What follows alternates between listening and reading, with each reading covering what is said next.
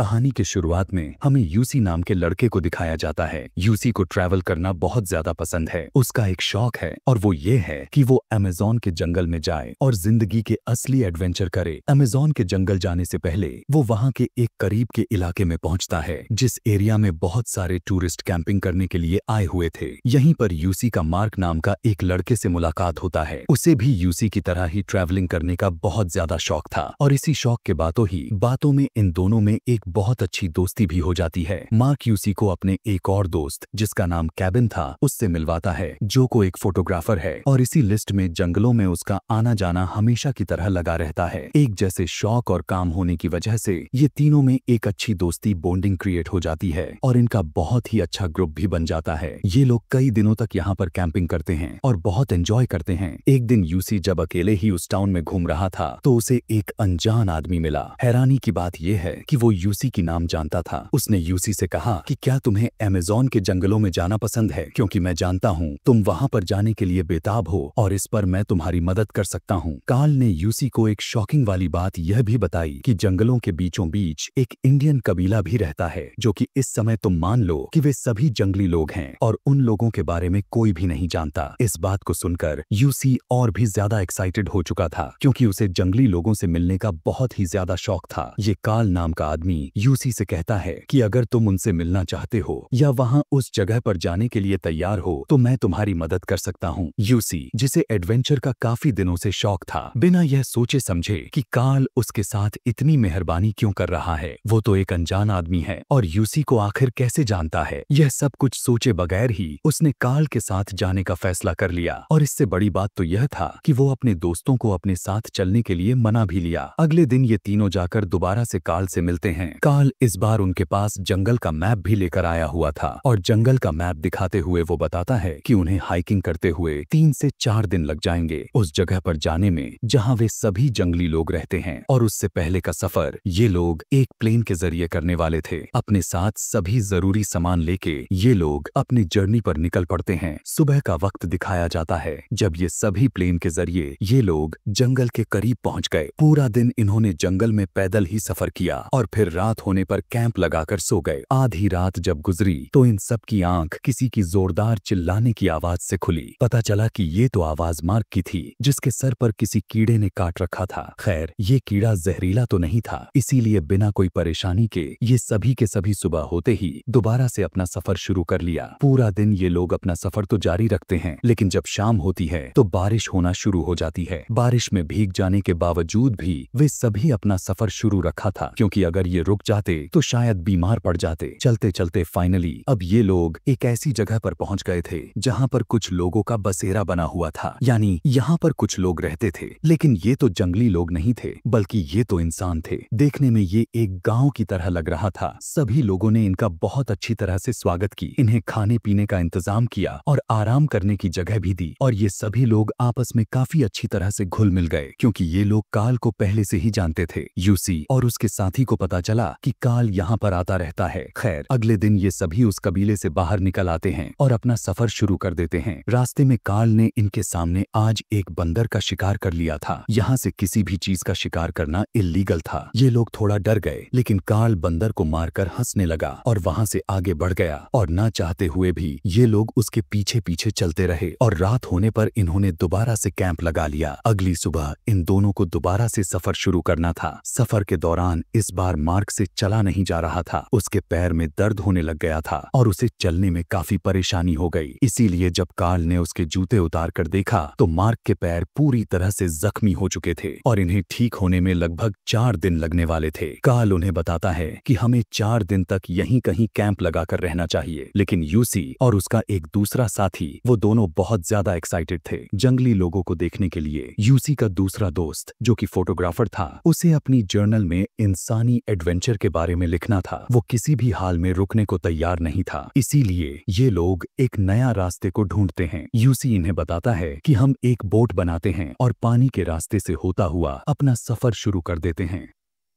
Karl ऐसा नहीं चाहता था क्योंकि नदी का रास्ता बहुत ज्यादा खराब था। वो बताता है कि यहाँ नदी का बहाव बहुत ज्यादा तेज है, लेकिन जब केविन और यूसी अपनी मनमानी करने पर उतर गए तो इन दोनों को भी मानना पड़ गया, जिसके बाद इन सभी ने मिलकर एक बोट को बना ही लिया। ये लोग अपना सारा सामान उस बोट पर लाद देते हैं और अपना सफर उसी नदी के रास्ते से शुरू कर देते हैं। इस समय इनका कैप्टन कार्ल था, क्योंकि कार्ल ही वो इंसान था जो इस जंगल के बारे में जानता था। थोड़ी समय तो इसका सफर सही चलता रहा, लेकिन थोड़ी ही देर के बाद नदी की तेज लहरों ने उनका नाव का बैलेंस खराब करना शुरू कर दिया। इस समय कार्ल कह रहा था कि हमें इस बोट को किसी किनारे पर लगा देना चाहिए, लेकिन केविन गुस्से में कह रहा था कि उन्हें पानी के बहाव के साथ ही आगे बढ़ना चाहिए। शायद वो यहाँ के खतरों के बारे में नहीं जानता था। इस सब में कार्ल और उसके बीच में लड़ाई भी हो जाती है, जिसे बहुत ही मुश्किल से उन्हें यूसी रोकता है और यूसी अब कार्ल की बातों को मानते हुए बोट को किनारे तक लेकर जाता है। इन लोगों ने अब यहाँ पर एक दूसरा कैंप लगा लिया था। कैंप लगाने के बाद कार्ल ने फैसला किया कि वो लोग पूरी रात इस कैंप में रहेंगे और अगली सुबह अपना सफर शुरू करेंगे, लेकिन उसका पानी के जरिए जाना उसका कोई इरादा नहीं लग रहा था। उसने फैसला कर लिया कि अब वो पैदल ही सफर करेगा, लेकिन यूसी और केविन उसके इस फैसले के खिलाफ थे। उन्हें अब चलने में मुश्किल हो रही थी। उनका बस यही लग रहा था कि उन्हें पानी के जरिए ही आगे बढ़ना चाहिए। ये लोग अब मार्क से पूछते हैं, क्योंकि उसके पैर काफी हद तक ठीक हो चुके थे। इसीलिए मार्क उनके साथ पैदल चलने के लिए कहता है, क्योंकि वो जानता था कि कार्ल को सरवाइव करना आता है और वो इसमें उसकी भी मदद कर सकता है। ऐसे में ये लोग दो ग्रुप्स में डिवाइड हो गए। कार्ल ने अब इन लोगों को मैप दिखाते हुए कहा कि 3 दिन बाद ये लोग इस जंगल के एक खास पॉइंट पर मिलेंगे। अगले 3 दिन तक कार्ल और मार्क पैदल सफर करने वाले थे, जबकि यूसी और केविन बोट के जरिए आगे बढ़ने वाले थे। खैर, ये सब आग की तरफ बढ़ चलते हैं। पहले पहले तो नदी का सफर बिल्कुल नॉर्मल था, लेकिन फिर वही हुआ जो नहीं होना चाहिए था। लहरें इतनी तेज थीं कि इन्हें अपनी बोट को संभाल पाना काफी मुश्किल हो गया था। बोट पानी के बहाव के साथ इन्हें बहा ले गई, लेकिन किस्मत अच्छी थी कि इनके आगे उसी नदी में एक बहुत बड़े चट्टान से टकरा गए और आगे बढ़ने से बचा लिया। और अब ये अपने बोट के साथ लटके हुए थे। सही समय पर ये अगर फैसला नहीं किए तो अब इनकी जान भी जा सकती है। यूसी बहुत ज्यादा घबराया हुआ था। वो कोई फैसला नहीं कर पा रहा था। तब केविन उससे कहता है कि मैं पानी में जंप करके तैरते हुए वहां किनारे तक जाने की कोशिश करता हूँ। किनारे तक जाने के बाद मैं वहां से रस्सी फेंकूंगा, तुम उसके जरिए मेरे पास आ जाना। लेकिन यूसी इसके लिए तैयार नहीं था। तब केविन ने उसे हौसला दिया और बहुत ही हिम्मत करके उसने नदी में जंप कर दी और वो काफी मेहनत करने के बाद वो आखिरकार नदी के किनारे तक पहुंच ही गया। इससे पहले कि वो यूसी की तरफ कोई रस्सी फेंककर उसे बचा पाता, पानी का बहाव उल्टी डायरेक्शन में बहने लग जाती है, जिसकी वजह से बोट के साथ यूसी भी पानी में गिर जाता है और पानी यूसी को यहाँ से बहा ले जाती है। केविन को अपनी आंखों पर यकीन ही नहीं हो पा रहा था कि उसके साथ तो ऐसा नहीं होना था। वो 1 सेकंड पहले ही अपने दोस्त को बचाने ही वाला था, लेकिन अब शायद उसे यूसी कभी भी नहीं दिखने वाला था। उसने जोर से चिल्लाकर यूसी को बुलाया, लेकिन अब कुछ नहीं हो सकता था। फिर केविन ने अब आगे बढ़ना शुरू कर दिया, जबकि उसके कुछ ही देर बाद हम देख पाते हैं कि यूसी भी पानी के बहाव के साथ तैरते हुए किनारे तक आ ही गया था। उसे समझ नहीं आ रही थी कि क्या करे। उसने नदी की तरफ देखा तो उसका बैग भी बहकर आ रहा था। उसने अपना बैग पकड़ा और उसके अंदर से बाइबल निकाली और उसे पढ़ना शुरू कर दिया। उस बैग में कार्ल की कुछ गोलियां निकाली। ये सर्वाइवल मेडिसिन थी, इससे ताकत मिलती है। यूसी उसमें से एक को निकाल कर खा लेता है और अब अकेले ही जंगल में अपने दोस्त से मिलने की उम्मीद में सफर शुरू कर देता है। काफी टाइम तक जंगल में भटकने के बाद जब उसे यहाँ से बाहर निकलने की कोई रास्ता नजर नहीं आया तो उसने कार्ल का दिया हुआ मैप निकाला।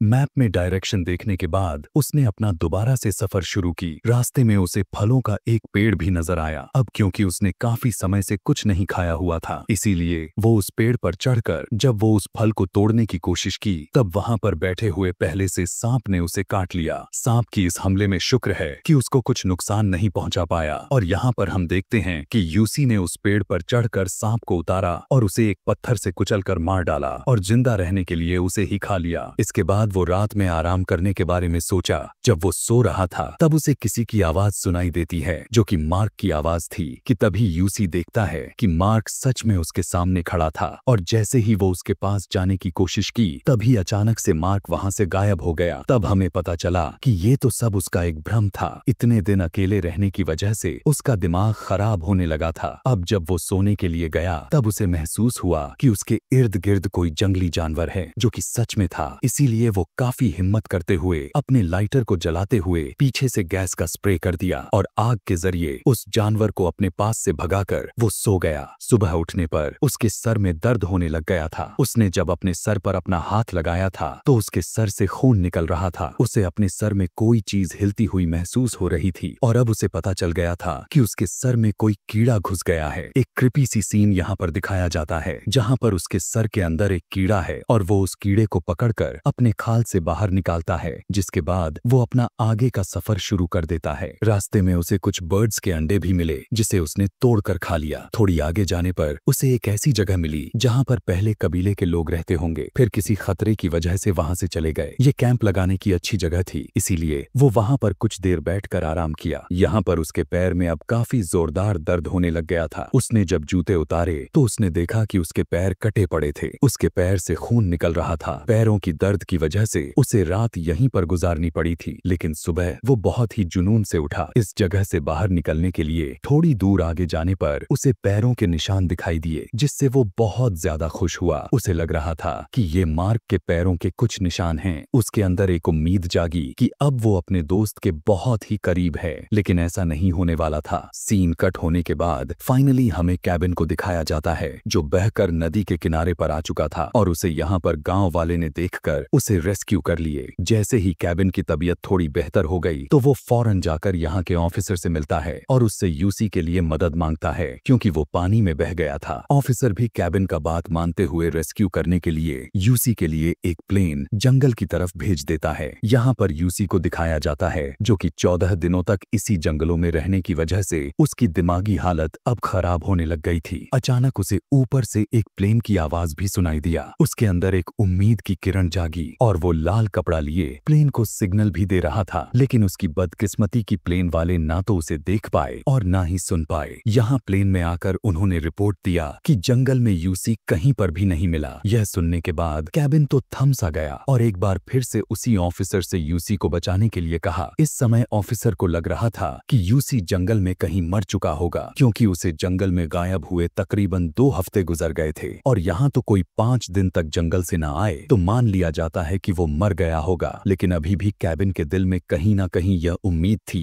कि उसका दोस्त जिंदा है। वो उसी गांव के एक ऐसे आदमी से मिलता है जिसे जंगल के बारे में काफी अच्छे से पता था, इसीलिए वो उससे मदद मांगते हुए नदी के रास्ते से होता हुआ जंगल की तरफ दोबारा से निकल पड़ता है। इधर जंगल में हम यूसी को देख पाते हैं जिसकी दिमागी हालत खराब होने के साथ साथ उसकी शरीर की हालत भी खराब हो चुकी है। उसके अंदर बिल्कुल भी ताकत नहीं बची है आगे बढ़ने के लिए। लेकिन तभी कुछ ही देर बाद उसके करीब एक जंगली औरत आ जाती है जिसे देखकर वो डर जाता है और वो जंगली औरत भी डर गई थी। लेकिन यहाँ पर किसी के साथ रहने के लिए यूसी के लिए बहुत जरूरी थी। उसने उस जंगली लड़की को समझाने लगा कि तुम्हें कुछ नहीं होगा, तुम मेरे पास आओ, मेरे साथ रहो। किसी तरह उसे मनाने के बाद वो यहाँ पर उस जंगली लड़की को अपने साथ सुला लेता है और जब कुछ समय गुजर जाने के बाद यूसी की आंख खुली तो उसे पता चला कि वो लड़की उसके पास थी ही नहीं, जिससे हमें यहाँ पर रिवील हुआ कि असल में वो लड़की यहाँ पर आई ही नहीं थी। ये सब उसका एक इल्यूजन था। इसके बाद वो अपने दिमाग के ऊपर दोबारा से कंट्रोल पाता है और एक ऐसे पेड़ के पास जाता है जिसके ऊपर बहुत सारे चींटियां थीं और वो अपने कपड़े को उतारकर उस पेड़ को पकड़ लेता है ताकि सारी चींटियां उसके ऊपर चढ़ जाए और उसे काटे, जिससे उसे कुछ हिम्मत मिले। और उसके ऐसी सोच के साथ ठीक ऐसा ही हुआ और सारी चींटियां उसके ऊपर चढ़कर जब उसे काटने लगी तो वो भागते हुए चींटियों को अपने शरीर से उतारने के लिए नदी तक पहुंच गया।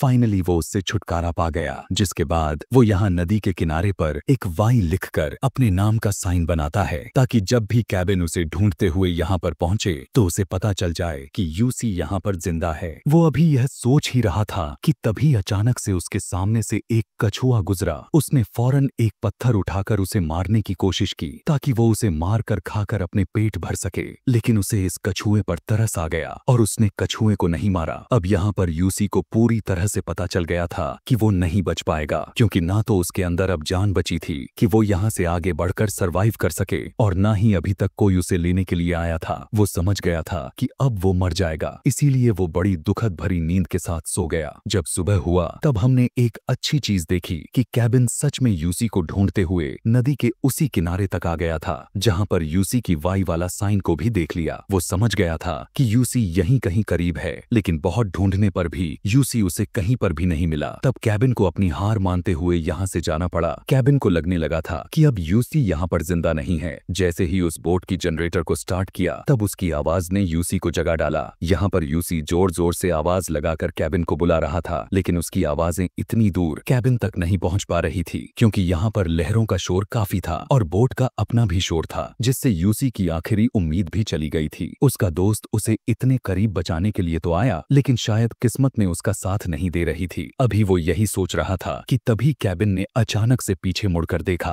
वो तो आखिरी बार उस घने जंगल को देखना चाह रहा था। उसे यह नहीं पता था कि उसे यूसी दिख जाएगा। उसने फौरन बोट के ड्राइवर से उस बोट को वापस मुड़वा लिया। जैसे ही बोट किनारे पर लगती है, कैबिन भागकर यूसी के पास आता है और ये दोनों गले लग जाते हैं। यहाँ बहुत ही इमोशनल सा सीन था। दोनों एक दूसरे से मिलकर रोने लग गए थे। यूसी यह देखकर हैरान था कि वो अभी तक जिंदा है। वो यहाँ पर गॉड का शुक्रिया करता है और फिर यूसी को लेकर वो अपने गांव चला जाता है। गांव के सभी लोग यूसी को देखकर हैरान थे कि इस अमेज़न के जंगलों में कोई 2 हफ्ते से ज्यादा सरवाइव कर सकता था तो वो यूसी ही था। सभी लोग उसके बच कर आने का शुक्र अदा करते हैं। जिसके बाद हमें कहानी के इस आखिरी में कार्ल और मार्क के बारे में बताया जाता है। कार्ल एक क्रिमिनल था और उसने अपने किसी क्रिमिनल के इरादे से यूसी, कैबिन और मार्क को लाया हुआ था। कैबिन और यूसी की किस्मत अच्छी थी कि उन्होंने अपना रास्ता बदल लिया, लेकिन मार्क जो कि कार्ल के साथ गया था, उन दोनों का आज तक कोई सुराग नहीं मिला।